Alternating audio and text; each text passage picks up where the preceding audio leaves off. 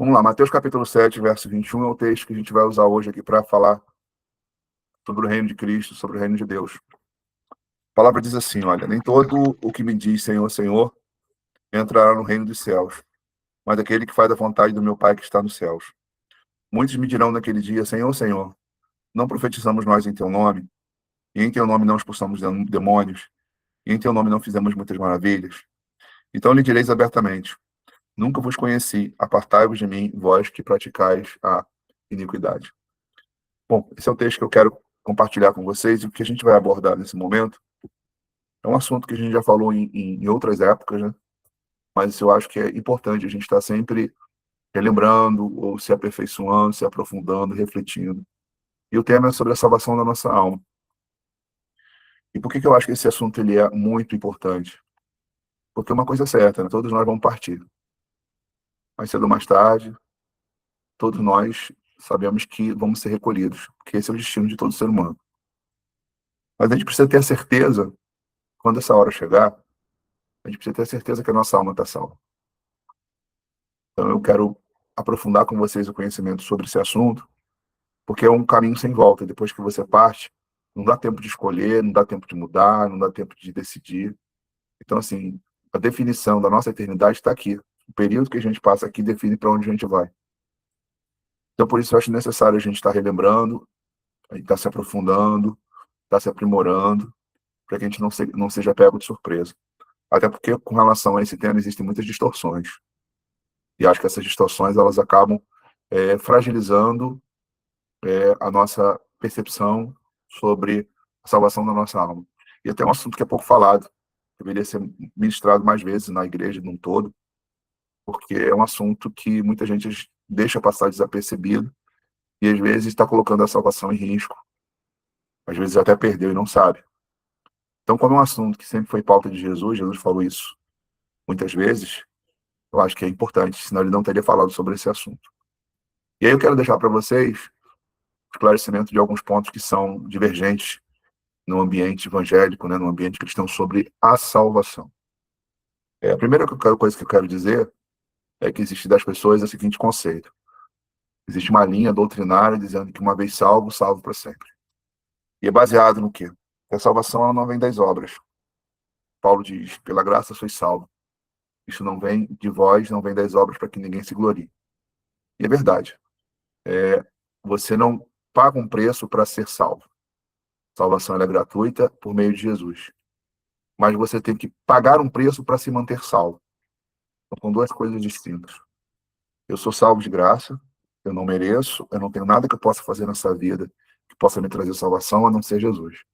Mas a partir do momento que eu estou salvo, manter-me na salvação, aí existe sim um preço a ser pago. E aí, por que eu tenho essa convicção? Exatamente pelo aquilo que o próprio Jesus ele nos alerta. A própria palavra diz. Ela diz assim, aquele que perseverar até o fim será salvo. Deixa eu encostar aqui a porta aqui, porque tá com barulho aqui.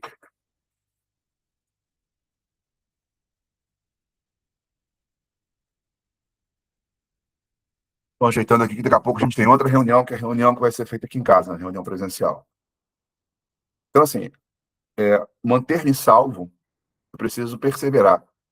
Por isso está escrito, aquele que perseverar até o fim será salvo.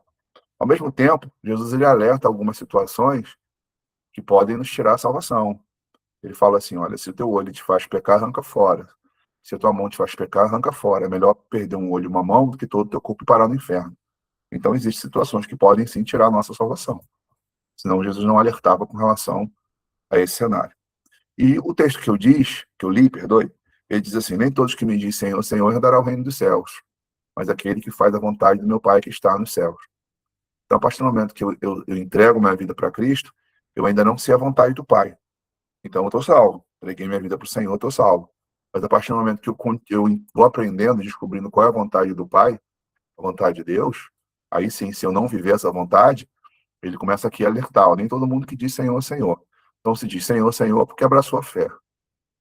Aí ele disse, naquele dia, muitos me dirão, em teu nome, fizemos milagres, expulsamos demônios, fizemos maravilhas. Ele disse, apartai-vos de mim, vós que praticais a iniquidade. Então ele está dizendo de pessoas que eram usadas, pessoas que tinham talento, pessoas que tinham autoridade, e não foram salvos. Então, se manter-se salvo não fosse algo real, não existiriam todos esses textos nos alertando sobre essa questão da salvação. E aí isso se torna importante porque você vai ver um cenário apresentado por Jesus mesmo sobre o destino da alma, que é Lucas capítulo 16, quando ele fala lá sobre duas pessoas que morrem, uma vai para o seio de Abraão e outra vai para o lugar de tormento. A Bíblia chama de inferno, Seol, Hades, não importa, só diz que lá é um lugar de tormento. Eu não quero ir para esse lugar, acredito que vocês também não querem. Aí a questão é, tem algumas coisas que eu posso fazer que me tire essa salvação e eu me torne no estado de destino de alma, de ser condenado? Tem. E aí a gente precisa estar alerta com relação a isso. Porque assim, o bem mais precioso que eu tenho, e eu não sei se é para vocês também, o bem mais precioso que eu tenho não são as coisas que eu conquistei nessa vida, mas sim as coisas que eu conquistei na eternidade. É o bem mais precioso. E aí eu percebo, no nosso meio cristão, que para muita gente a salvação não é um valor. Não é um valor porque elas abrem mão da salvação por pequenas coisas. Umas abrem por sexo, e aí vivem uma vida, mesmo na igreja, de prostituição, outros abrem por dinheiro, se vendem pela corrupção e ganância, outros abrem mão da vida cristã por causa do erro de terceiros, os outros erram, você se ofende, você não quer saber mais do evangelho. Porém, eu digo assim, nada se justifica, porque quando a alma, a salvação é um valor, é algo inegociável, você não abre mão dela por nada, nem por dinheiro, nem por sexo, nem pelo erro dos outros, você não abre mão disso, porque é o bem mais precioso que você tem. E eu acredito que a gente precisa aumentar o nosso valor com relação a isso, porque se a gente não tiver essa preocupação, a gente fica exposto a também a colocar a nossa salvação em risco. E aí dizer para você que é uma condição fácil manter-se salvo, não, não é, porque Jesus disse isso. Jesus disse assim, ó, estreito é a porta, não, ele disse, assim, larga é a porta que leva à condenação. E estreito é a porta que leva à vida. Poucos são os que passam por ela. Então ele diz o seguinte, manter-se salvo é estreito, não é fácil. E aí a gente precisa entender o que me leva a manter o zelo pela salvação da minha alma, o quanto a minha salvação tem valor. E aí sim, eu confesso para vocês que eu não quero esperar ter a experiência de partir para descobrir para onde eu vou. Tem muitas pessoas que elas não ligam para isso.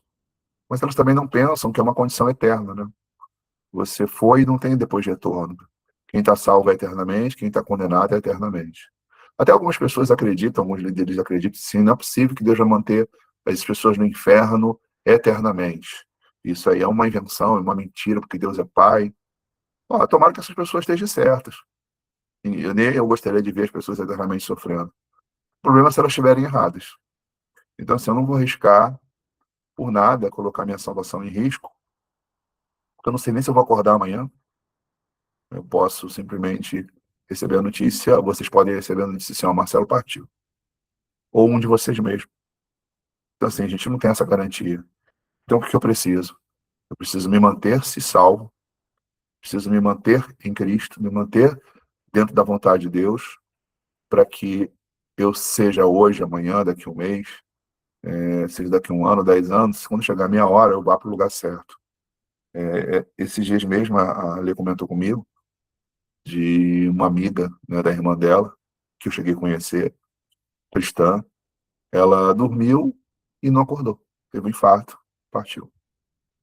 O que aconteceu com ela pode acontecer com qualquer um de nós aqui em qualquer momento.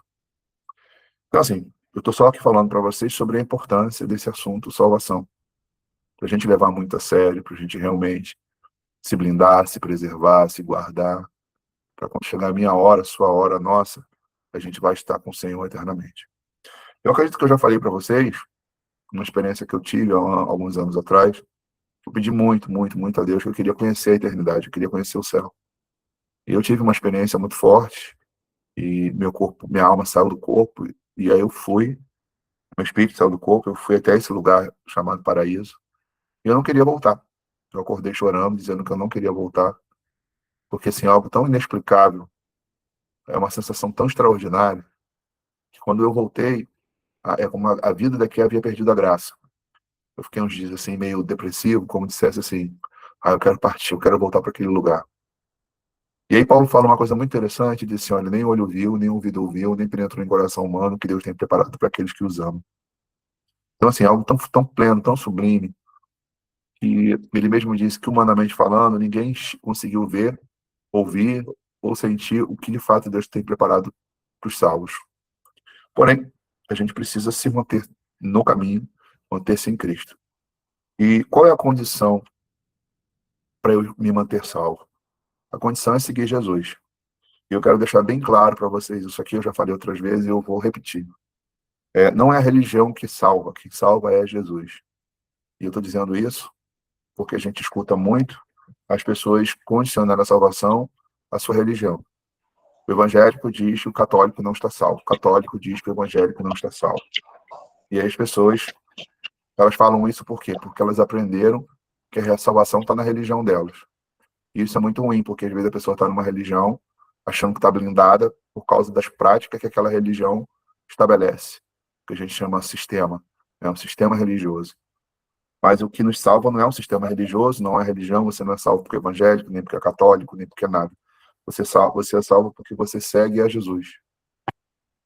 Então, eu quero pontuar 3 coisas aqui para vocês refletirem sobre esse conceito de seguir Jesus.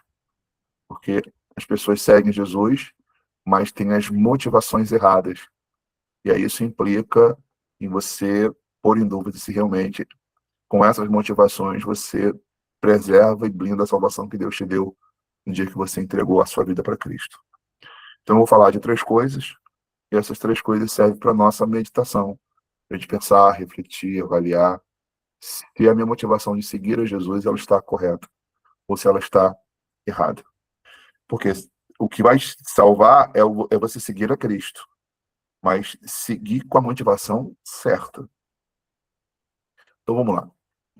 A primeira coisa que eu quero que vocês avaliem, e aí é uma avaliação pessoal, tá? Com uma salvação individual, eu não posso olhar para você e dizer você está salvo ou você não está. Quem vai dizer isso é a palavra e você mesmo. Então, assim, nesse encontro nosso aqui, eu quero que você se autoavalie. Temos muita facilidade de avaliar os outros, né? A gente consegue julgar, enxergar, ver os defeitos de todo mundo, mas às vezes a gente não se avalia. Então, eu quero que você se avalie. Mas, primeiro, eu quero que você entenda o seguinte: dê uma nota de 0 a 10 para você mesmo. Quanto a sua salvação é importante para você? Pensa nisso. Quero que você reflita comigo agora. É algo que te preocupa? É algo que te estimula a viver da maneira certa? É algo que leva você a fugir do que é errado? É algo que te contribui a te manter sempre próximo a Cristo? Pense nisso. Eu acho que é importante a gente fazer essa reflexão. O que eu posso dizer para vocês é que, assim, para mim, a minha alma, a minha salvação é a coisa mais importante que eu tenho nessa vida. A coisa mais importante que eu tenho. É a certeza de que quando chegar a minha hora, eu vou para o Senhor. Para mim é. Então, pensem se isso também é muito importante para vocês. Então, qual é a condição de eu me manter salvo? Eu sou salvo de graça, pela graça eu sou salvo. Não vem de vós, é dom de Deus. Então, assim, eu não sou salvo porque eu sou bom, eu faço coisas boas. Sou salvo porque Jesus morreu por mim e eu decidi entregar minha vida para Ele. Ponto. Agora, me manter salvo é uma outra coisa. E aí eu preciso, para me manter salvo, seguir a Jesus. Só que eu preciso seguir a Jesus com a motivação certa. E tem pessoas que seguem a Jesus com a motivação errada. E aí eu vou dar um exemplo para vocês. No Evangelho de João, capítulo 6, eu até vou pedir para vocês anotarem e depois vocês lerem, com calma. Ele começa relatando a experiência da multiplicação dos pães. E aí Jesus ali multiplica o pão para aquela multidão toda. E aí tinha ali alguns milhares de pessoas participando dessa experiência, seguindo a Jesus. Depois que ele faz a multiplicação do pão físico, ele começa agora a falar de um outro alimento. Ele fala do pão que era o seu corpo, do alimento que não era do físico, que era da alma. E ele começa a falar que quem não come a sua carne e não bebe seu sangue teria parte com ele. Ele diz: eu sou o pão vivo que desce ao céu. Então ele começa falando do pão físico, multiplicou aquele pão físico, todo mundo quis, todo mundo comeu, sobrou ainda por cima. Mas no capítulo 6 de João, quando ele diz que ele era o pão que desceu do céu e quem não comia a carne dele, não bebia o seu sangue, não teria parte com ele, o que aconteceu? Está escrito lá que as pessoas disseram, dura esse discurso. E aí, os discípulos começaram a abandoná-lo. Ou somente os 12. Depois vocês leem lá com calma. E eles foram se retirando, porque o discurso era duro. E por que o discurso era duro? E quando ele diz, quem não come minha carne, não bebe meu sangue, não tem parte comigo, eu sou o pão que desceu do céu, ele estava dizendo o seguinte, para você estar em Cristo, você precisa se alimentar dele. Se alimentar dele é você praticar o que ele ensinava. E aí estava o problema. As pessoas, elas queriam o pão físico. Inclusive, Jesus disse isso, vocês me seguem por causa do pão. As pessoas, elas queriam o pão físico, mas elas não queriam a transformação pessoal. E comer a carne, quando Jesus disse comer a minha carne, beber meu sangue, ele está falando de você pôr em prática o que ele ensinava. E pôr em prática o que ele ensinava ia na contramão da vida que eles tinham. E aí, quando ele começou a falar desse discurso, lá em João 6, diz que todos começaram a abandonar, ficou só os 12. E Jesus ainda disse para os 12, vocês querem se retirar também? Pedro, que também tinha uma preocupação enorme com a sua alma, ele disse assim, para quem iremos nós, se só o Senhor tem palavras de vida eterna? Então Pedro tinha consciência, não tem para onde ir. Minha salvação está em seguir o Senhor. E onde eu quero chegar nessa lição bíblica aqui? Existem muitas pessoas que seguem a Jesus por causa das coisas que ele pode fazer, que são materiais, que são dessa vida. Então, muitas pessoas seguem a Jesus pelo interesse. É o que ele pode lhe dar, o que ele pode fazer. E aí elas não seguem Jesus pelo alimento que ele dá, espiritual, quando ele diz comer a minha carne e meu sangue. Por quê? Porque isso implica em eu ter que mudar meu jeito de ser, meu jeito de viver, meu jeito de falar, mudar a minha maneira de lidar com as pessoas. E aí, quando se fala em transformação, a maioria não quer. As pessoas, elas nem sempre estão abertas a entenderem que elas precisam mudar o jeito de ser. Como é que a gente vê isso na prática? Vou dar um exemplo para vocês entenderem. Há muitos anos atrás, eu tinha uma pessoa que caminhava conosco na igreja. Nessa época, eu apresentava a igreja em Realengo. E era uma pessoa extremamente participante. Ela estava sempre envolvida, sempre, qualquer coisa que se relacionava à igreja, ao reino, ela estava ali ouvindo, participando. E ela tinha um problema. Qual era o problema dela? O marido dela era uma pessoa incrédula. E eu me lembro que ela me pediu para que eu tentasse evangelizar o marido dela. E aí eu fui, visitei o marido dela e ganhei o marido dela para Cristo. E aí o marido dela começou a caminhar e ele se firmou. Inclusive, na época, ele chegou a se tornar diácono da nossa igreja. Só que quando ele se firmou, o comportamento dela mudou. Aí ela deixou de ser uma pessoa comprometida, deixou de ser observadora das coisas que aprendia, deixou de estar envolvida com os relacionamentos da vida da igreja. E um dia eu fui conversar com ela sobre isso.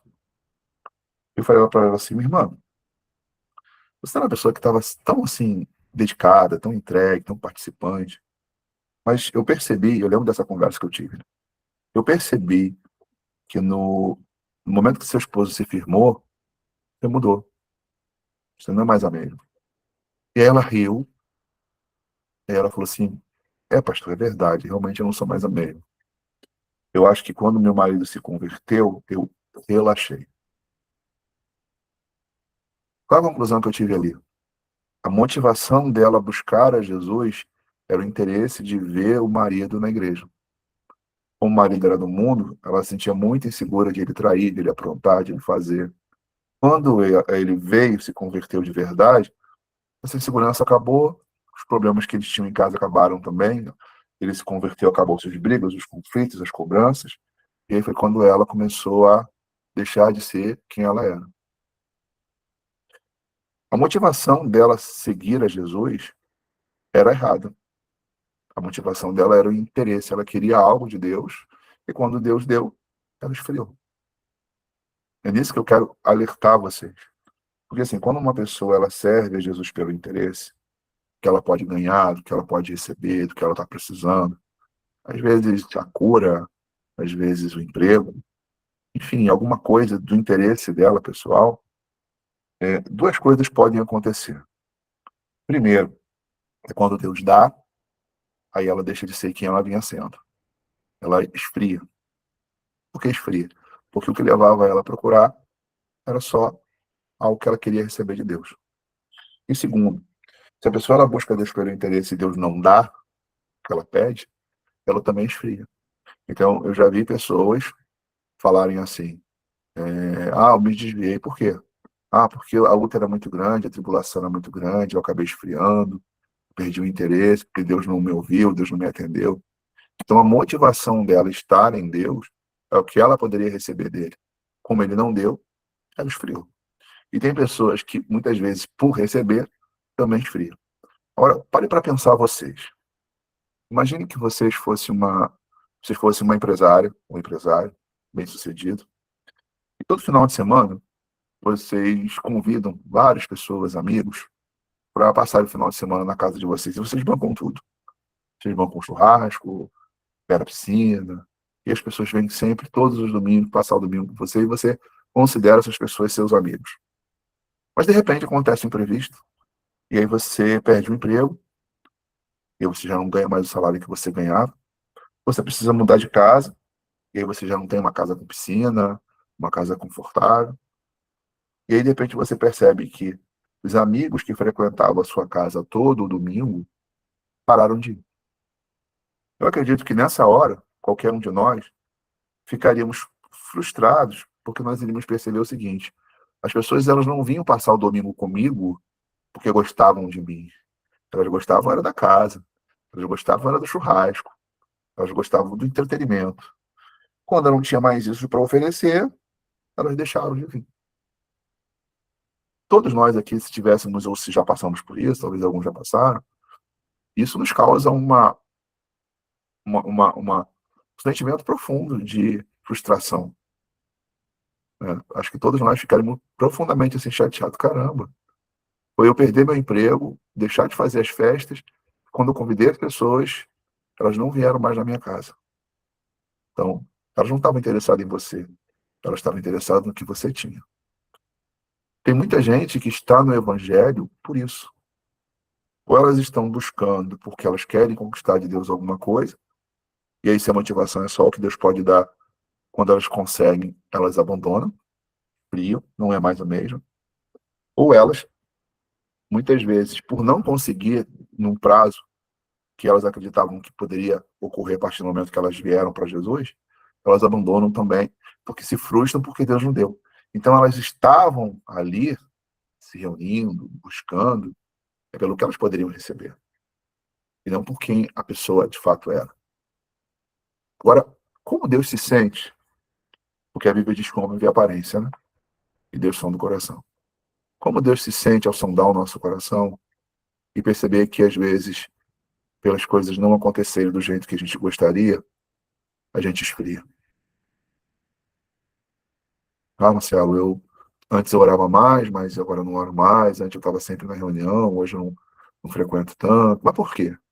É porque as tribulações vieram e eu desanimei. Eu pedi a Deus tanto para que Deus fizesse isso, e as coisas não aconteceram, e aí eu desanimei. Se isso acontece conosco, o que não acontece nos desanima, a nossa relação com Deus é por interesse, e não pelo quem Ele é, pelo que Ele dá. Se Ele não dá, eu desanimo. Se Ele não dá, eu não continuo sendo a mesma pessoa em Deus, com as minhas preocupações em viver certo, em orar mais, em me reunir com os irmãos, fazer tudo certinho. Então, vamos refletir que nível está a nossa relação com Deus. Se Deus não der o que você quer, quem você é em Deus? E fique atenta se as coisas que às vezes você quer e você busca tanto e Deus faz, e se depois que Deus faz, você não continua buscando. Porque a tua motivação de estar com Ele é pelo objeto, pelo material, pela conquista. E aí Ele te deu, eu não preciso mais buscar, não preciso mais orar, não preciso mais me reunir.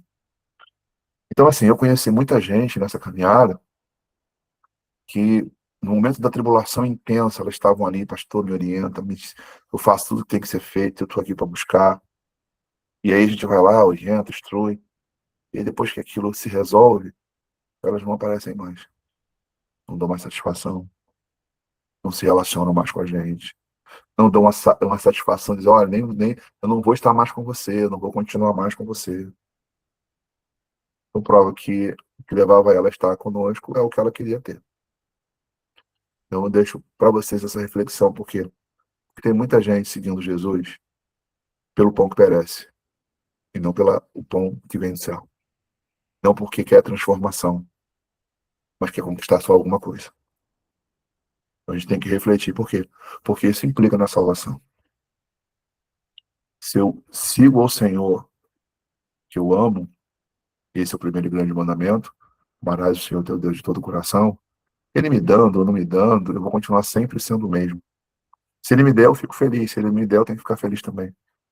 Mas eu tenho que continuar sendo, porque o que me motiva a estar com ele não é o que ele me dá, é quem ele é para mim. Essa tem que ser a nossa motivação.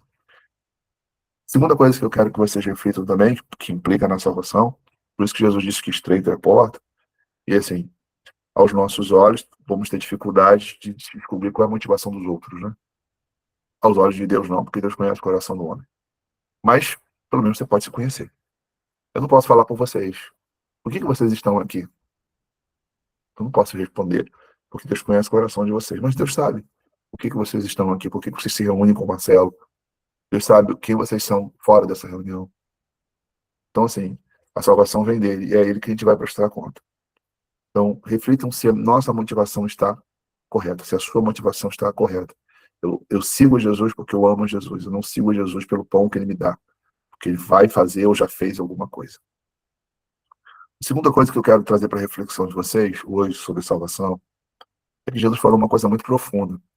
Jesus estava com seus discípulos, ele olhou para a multidão e disse assim: esse povo me honra com os lábios, mas o seu coração está longe de mim.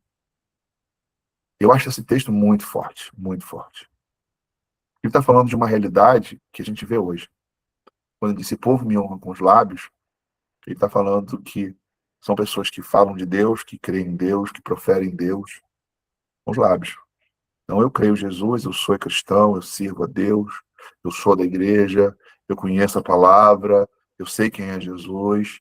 Então com meus lábios eu honro, né? Eu faço referência a ele, eu falo que ele é o Senhor, né? Eu falo que ele é Deus, eu dou glória a Deus. Mas ele disse que o povo honrava com os lábios, mas o seu coração estava longe. Isso é muito forte, muito forte. Por quê? E eu vou explicar isso para vocês agora de forma bem pontual. Há uma diferença entre Jesus fazer parte da sua vida e Jesus ser o centro da sua vida. Para você estar salvo, ele tem que ser o centro. Ele só não pode fazer parte. Ele tem que ser o centro. Não é só estar na sua vida, ele é o centro, a razão da sua vida. Essa é a condição para me manter salvo. Por isso que Jesus disse que estreita é a porta. E poucos são os que passam por ela que conduz a vida. Qual a diferença entre Jesus fazer parte e Jesus ser o centro? O que ocorre? Todos nós aprendemos através das Escrituras quais são os princípios e as práticas que nós temos que ter no nosso dia a dia. Eu tenho que ser uma pessoa correta, eu tenho que ser uma pessoa justa, eu tenho que ser uma pessoa humana, eu tenho que ser uma pessoa boa, eu tenho que ser um bom pai. Todos nós sabemos de tudo isso. A questão é que quando Jesus faz parte da nossa vida, tudo isso é praticado até o nosso interesse ele não ser ferido. Mexeu com o meu interesse, aí o que Jesus manda fazer já não é prioridade. Pessoas assim é porque Jesus faz parte da vida, ele não é o centro. Deixa eu explicar para vocês. Eu vou dar um exemplo para vocês. Eu tenho um amigo que eu gosto demais dele. Conheci ele alguns anos atrás, uma pessoa assim com um coração maravilhoso. Eu acho que eu nunca conheci uma pessoa com um coração tão bom. Por isso somos amigos. Não caminhamos juntos, mas periodicamente a gente se fala, quando conversa, 2 horas conversando. E há mais ou menos um mês atrás, ele disse: Marcelo, eu preciso ir falar com você. Estou levando aqui uma amiga. Tá bom, pode vir. E ele veio lá do Rio para cá. parou aqui em casa e trouxe um grupo mais ou menos de umas 4 pessoas. Ele falou assim: olha, essa aqui é a minha candidata a deputado estadual. Queria saber se você pode apoiar. Eu falei assim: olha, eu não conheço ela, mas eu conheço você. Então, por conhecer você, eu apoiaria sim. Até porque a gente não pode se esquivar da política, porque se a gente se esquiva da política, cada vez mais são colocados homens lá que vão mandar sobre a gente. Vai refletir na saúde, na educação e várias coisas. Então, não se envolver com política, na minha percepção, é algo muito perigoso, porque você larga na mão de quem não presta, quem vai governar a nossa vida. Então, a gente tem que estar ciente, tem que fazer boas escolhas, tem que tomar boas decisões. Perfeito, então acho que a gente realmente tem que apoiar. Eu falei: não, pode contar comigo, eu apoio. Eu não conheço ela, mas conheço você, ela me falou as propostas, me falou qual era o projeto dela, e tá ótimo, perfeito. E esses dias ele me ligou, e ele me falou uma coisa que me deixou, assim, profundamente triste. E ele não falou por ela, falou por ele mesmo. E ele disse: Marcelo, eu entrei nisso aqui, sabendo que isso aqui é uma oportunidade de vida. Não tem como estar nisso aqui e a gente não se envolver com coisas que não são corretas. Isso é impossível. Mais uma vez aqui, eu não estou falando pela candidata. A candidata, até o presente momento, é uma pessoa idônea. Se ela precisar do meu apoio, eu vou dar o meu apoio a ela. O problema não era ela, o problema era ele. Ele falou assim: Marcelo, se você quer ajudar, se você quer participar, entenda uma coisa: não tem como você não se envolver com situações que são erradas, porque todos eles, é um sistema. E aí eu falei para esse irmão, irmão, olha só, conte comigo, mas não conte comigo que nada que seja errado, que errado eu tô fora. E ele falou assim: mas Marcelo, isso é impossível. Eu falei: bom, posso dizer uma coisa para você, eu já fui candidato a prefeito, eu participei de uma campanha em 2020 e não me corrompi, não me vendi, não negociei, até me tentaram e fizeram propostas assim decorosas, e eu não cedi porque assim meu coração não está no dinheiro. Só queria ajudar as pessoas na época e eu vi politicagem, né, falta de empatia com o necessitado, com o pobre, por isso eu me candidatei. Eu era uma pessoa conhecida na cidade, mas graças a Deus eu comecei e terminei minha campanha e não tive uma mancha minha de prometer algo que eu não poderia dar, de receber um dinheiro para desistir que foi alto que me ofereceram e eu não quis. E aí falei para ele assim: cara, eu não me envolvo, e vou te dizer por quê, porque eu não negocio a minha salvação, eu não negocio a minha alma. Eu falei: pô, cara, ele falou para mim: eu tô muito triste com você, porque você é cabeça dura, você tem que entender que não tem como não se envolver, não tem como você não, as coisas aqui só funcionam desse jeito. Cara, funcionam para você, não funcionam para mim. E aí terminamos a ligação.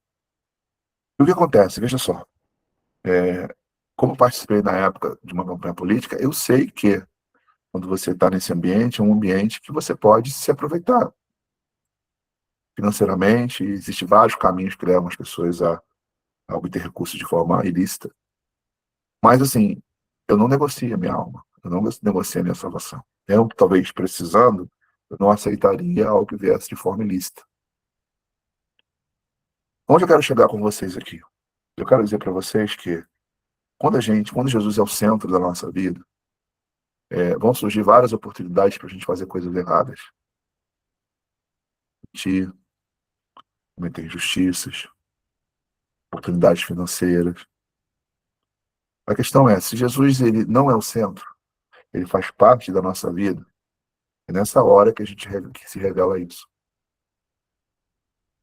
Quando Jesus ele é o centro, você pode até mesmo se sentir tentado a fazer coisas que são erradas. Isso não faz de você uma pessoa ruim, porque nós estamos cercados de um cenário onde as trevas o tempo todo estão nos tentando. Mas quando Jesus ele é o centro, mesmo você sendo tentado, você vai dizer não. Por quê? Porque Jesus ele é a coisa mais importante que você tem. E você não abriria a mão dele por nada, nem por dinheiro, nem por qualquer outra coisa. Quando Jesus ele é o centro, você vai fazer coisas que muitas vezes você até mesmo não quer.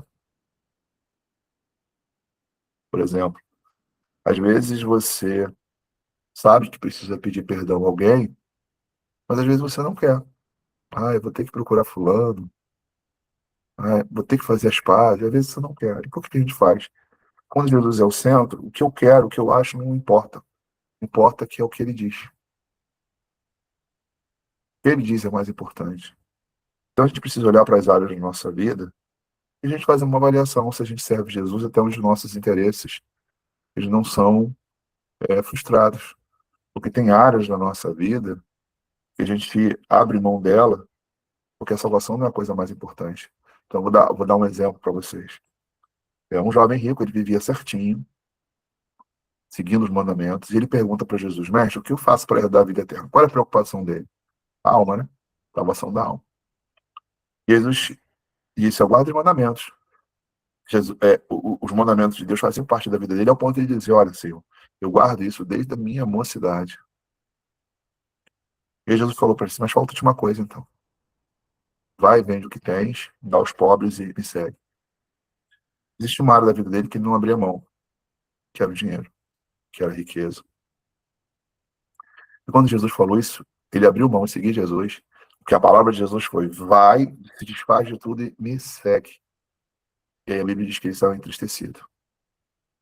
Ao ponto de Jesus dizer: é mais fácil passar um camelo no fundo de uma agulha do que um rico entrar no reino dos céus. A gente tem que parar e pensar o seguinte: existe alguma coisa que você não abre mão para seguir Jesus? Às vezes você não abre mão de perdoar alguém. Às vezes você é, não, não abre mão de, dos seus recursos para dizimar. Às vezes você não abre mão de perdoar pessoas que erraram com você.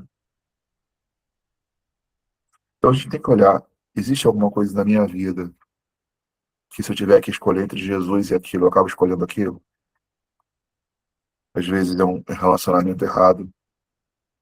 Está num relacionamento com alguém, você sabe que esse relacionamento é errado, mas você não abre mão desse relacionamento. Lembra daquela passagem bíblica que Jesus falou para a mulher assim: chama o teu marido. Se eu não tenho marido, disseste bem. Tiveste 5 maridos, mas o que você tem agora não é teu. Às vezes a pessoa ela vem para a igreja, mas ela não abre mão do amante. Quantas histórias na igreja vocês conhecem de pessoas que estavam na igreja, mas viviam uma vida de adultério? Então, eu quero que vocês reflitam. Existe alguma coisa que vocês não abrem mão por Jesus? Porque se existe, cuidado. Vocês podem estar trocando a salvação de vocês por aquilo que vocês não estão abrindo mão.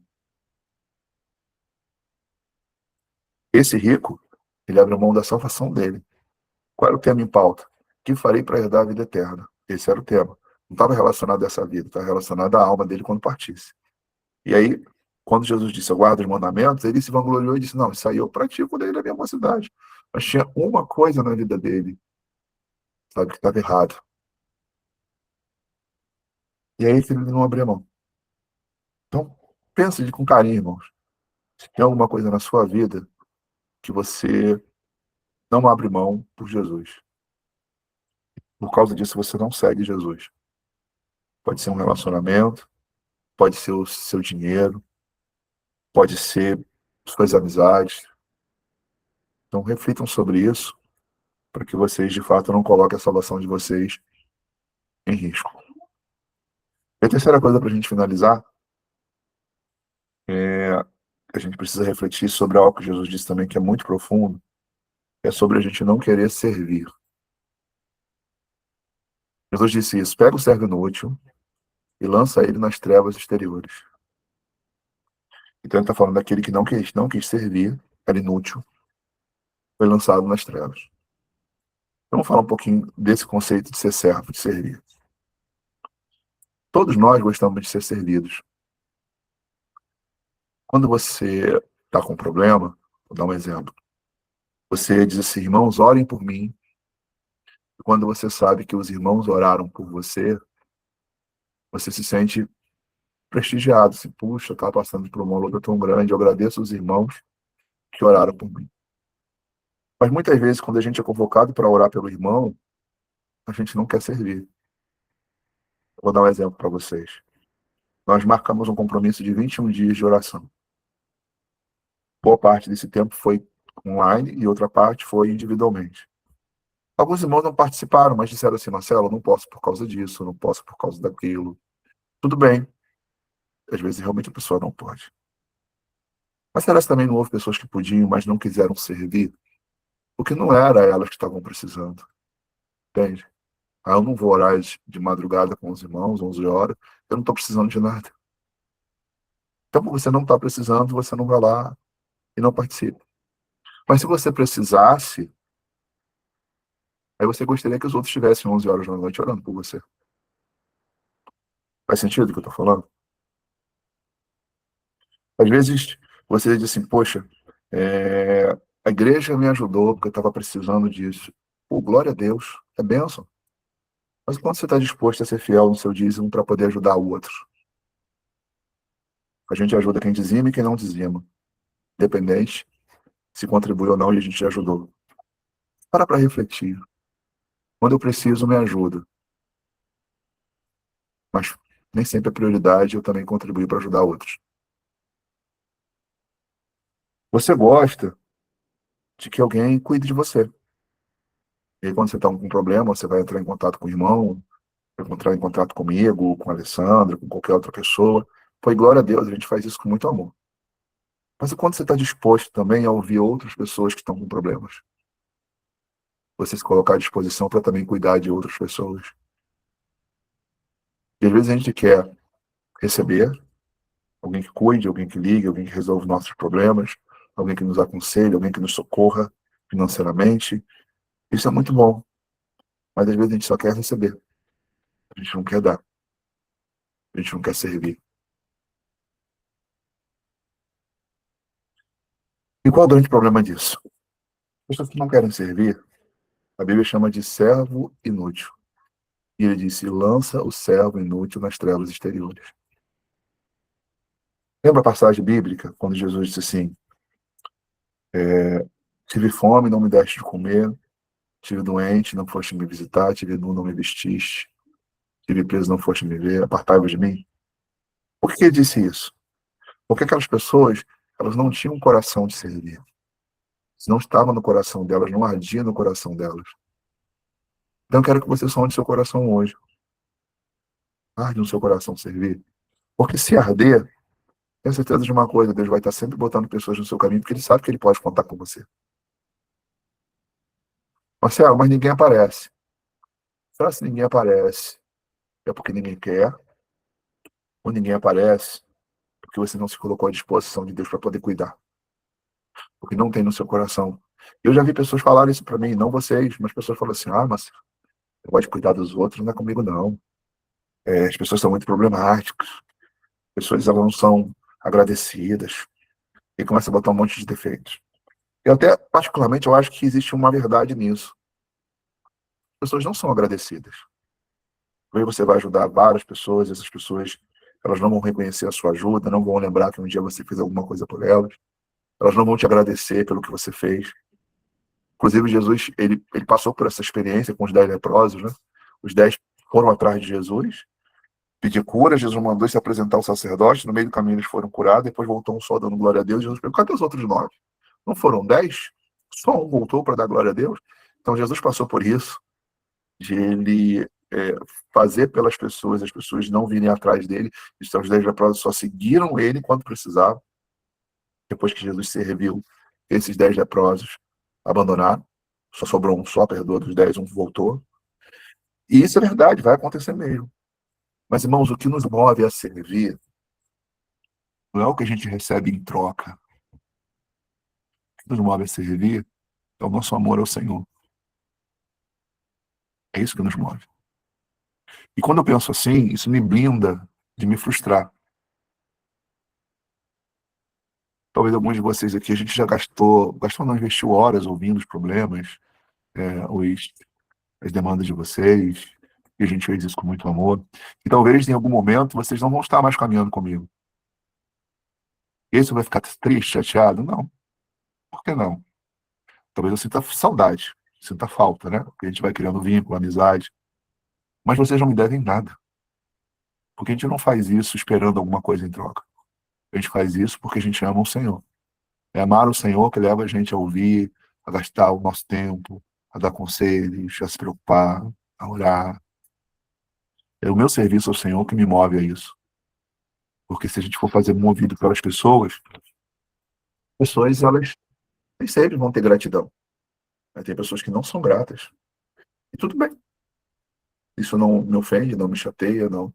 Já teve irmãos que estão aqui e não estão mais. Ah, Marcelo, não vou caminhar mais com você. Pessoas que eu ajudei demais. E você está chateado com essas pessoas? Não. Eu falo com elas, eu ligo para elas, às vezes pergunto se elas estão bem. Algumas delas, esses dias eu já conversei. E tudo bem. Não me sinto mal, nem chateado, nem nada. Também nem achava que essas pessoas me deviam algum favor. Mas a questão é, se você não tem um coração para servir, mas muitas vezes quer ser servido, seu cuidado, porque você bota a sua salvação em risco. Por exemplo, o rico e Lázaro. O rico foi condenado. Ele não foi condenado porque ele era rico. Ele foi condenado porque ele passava perto de Lázaro e não fazia nada. Quando Jesus conta essa história, diz que o rico abriu os olhos no lugar de tormenta e Lázaro estava no seio de Abraão. E aí o que acontece, né, nessa hora, nesse momento, Jesus mostra ali que o que levou ele para aquele lugar foi que ele, em nenhum momento, parou para socorrer Lázaro. Assim, Lázaro já sofrendo, você em regalia, agora Lázaro está em regalia e você está sofrendo. Simples assim. Então, quando você olha para as Escrituras, você vai ver o exemplo de pessoas que deixaram de ser salvas porque não tinham no coração serviço, como contei para vocês agora da parábola das ovelhas e dos bodes, né? Por que os bodes foram chamados de bodes e colocados à esquerda? Porque não fizeram nada por ninguém. Não tinham no coração a vontade de servir. Não tinham no coração a vontade de fazer discípulo. Por exemplo, quantos de vocês realmente, sejam sinceros com vocês mesmos, não precisam me responder.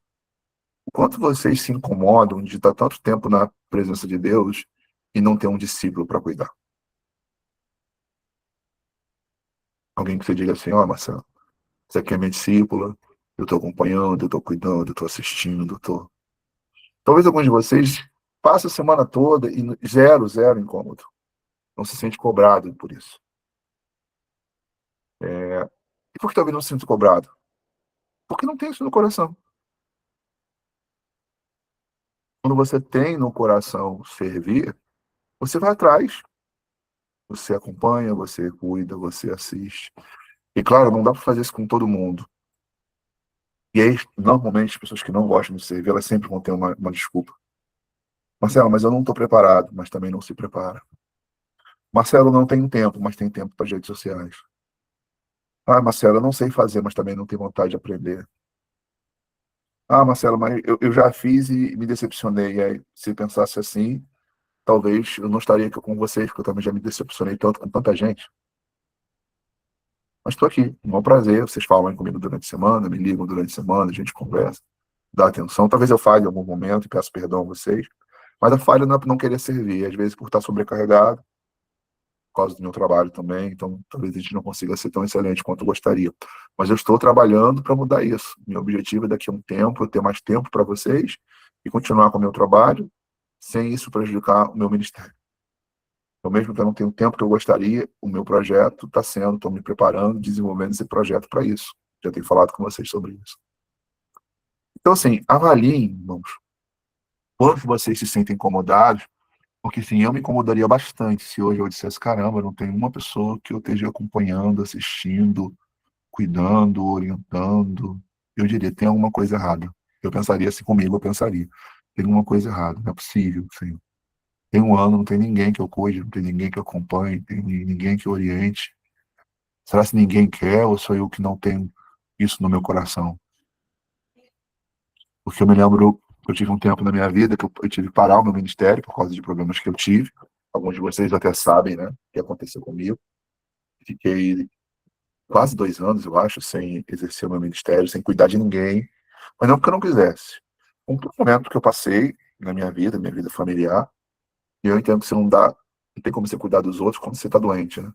Eu tive doente uma fase da minha vida, emocionalmente, mas quando a coisa voltou ao normal, eu comecei a orar todo dia, Deus, coloca discípulos no meu caminho, coloca pessoas para que eu possa cuidar. E vocês são resposta da minha oração. Se vocês estão aqui, antes de vocês existirem, eu vi que Deus começou a me ouvir. E hoje estão vocês aí. Né? Daqui a pouco tem uma reunião com irmãos novos que estão chegando, que também já decidiram caminhar com a gente. Em algum momento eu vou apresentar vocês. E por que está acontecendo? Porque eu orei. Eu falei, Senhor, eu sei que essa é a sua vontade, eu sei o que eu tenho. O que o Senhor me deu não é só para mim, é para dividir o conhecimento que eu tenho, minha capacidade de enxergar, de dar direcionamento, de cuidar. Pode ser só para mim, eu tenho que dividir isso com os outros. Eu tenho que pegar o talento que Deus me deu e eu preciso multiplicar esse talento. Eu não posso enterrar o talento que Deus me deu. Então, o que eu digo para vocês hoje são 3 coisas, para a gente finalizar aqui e não se estender muito. Partindo do princípio que a gente é salvo quando entrega a vida para Jesus, mas manter-se salvo tem um preço a ser pago. Manter-se salvo está relacionado a eu seguir a Cristo. Não é seguir a religião.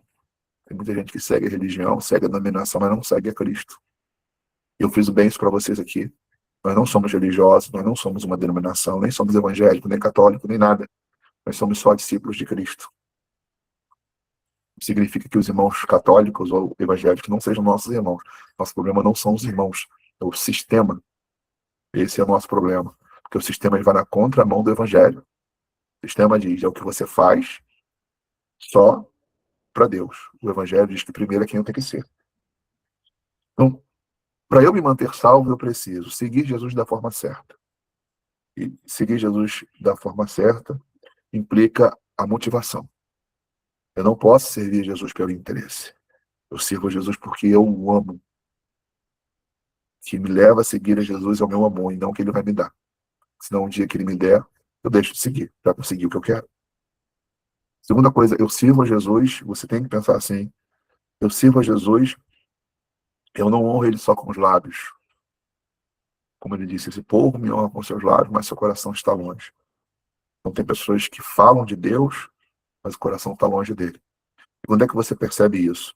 É que quando os seus interesses pessoais estão na contramão dos interesses do reino, dos mandamentos do Senhor. Deus manda fazer uma coisa, você faz outra. Então, é honrar com o lábio, mas o coração está longe. Isso é, Jesus faz parte da minha vida, não é o centro da minha vida. Quando Jesus é o centro da minha vida, você vive o que Paulo ele diz, já não vivo mais eu. Cristo vive em mim. E sabe o que ele quer dizer? Não é mais o meu eu. O meu eu não manda, não decide, não resolve. É ele que vive, ele é o centro da minha vida. A segunda coisa é Jesus, exatamente, ser o centro do seu coração. E a terceira coisa é você não só querer ser servido, é você servir. Não há nada de errado você ser servido, tá? Não há nada de errado você pedir ajuda, não há nada de errado de você pedir conselho, não há nada de errado você receber socorro financeiro, não há nada de errado nisso. O erro é quando você só quer receber, mas não quer dar, não quer servir, não quer ajudar, não quer contribuir, não quer fazer discípulos, você não quer se envolver com o problema das pessoas, você não quer gastar o seu tempo, você não quer gastar o seu dinheiro, você não quer gastar, muitas vezes, o conhecimento que você tem. E isso é muito perigoso, porque é o servo inútil. Quando o Senhor diz, lança o servo inútil nas trevas. Ou quando o Senhor diz, ó, coloca os bodes à esquerda, as ovelhas à direita e os bodes à esquerda. E as ovelhas? Vinde, benditos do meu Pai, eu tive fome, eu tive doente, eu tive preso. E ele disse, vocês fizeram para mim quando fizeram as pequeninas. Vocês foram lá e serviram as pessoas. Vocês saíram do seu conforto, saíram da sua casa, meteram a mão no seu bolso, vocês visitaram, vocês acompanharam. E vinde, vocês são minhas ovelhas. Porque a mim vocês fizeste. É isso. Isso tem que estar no nosso coração. Eu quero servir, eu quero contribuir. Mas, Marcelo, estou tentando, não aparece. Ora por isso todo dia. Deus coloca no meu caminho. Senhor, eu quero ser um canal, quero cuidar de alguém. Eis-me aqui, envia-me a mim, me usa. Isso vai acontecer. Reflitam sobre isso. É a alma de vocês, sabe? A salvação é individual. Vocês não vão para o céu por causa do Marcelo. Eu não tenho poder de levar ninguém para o céu. Vocês não vão para o céu porque são evangélicos. Talvez a maioria dos evangélicos nem para o céu vão. Vocês vão para o céu porque a salvação de vocês é um valor. Para muita gente não é. Para mim é. Eu espero que seja para vocês.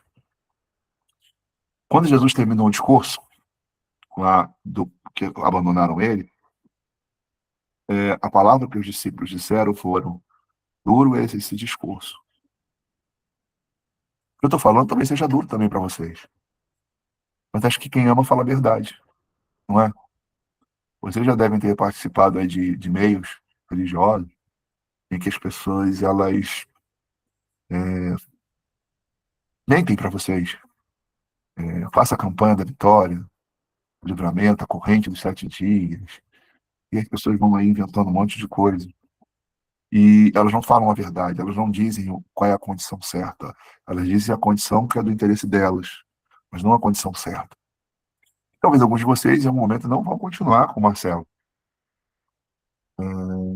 Então, por esses motivos, eu acho triste, porque aquele jovem saiu triste, né? E aí Jesus olhou para os seus discípulos e falou assim: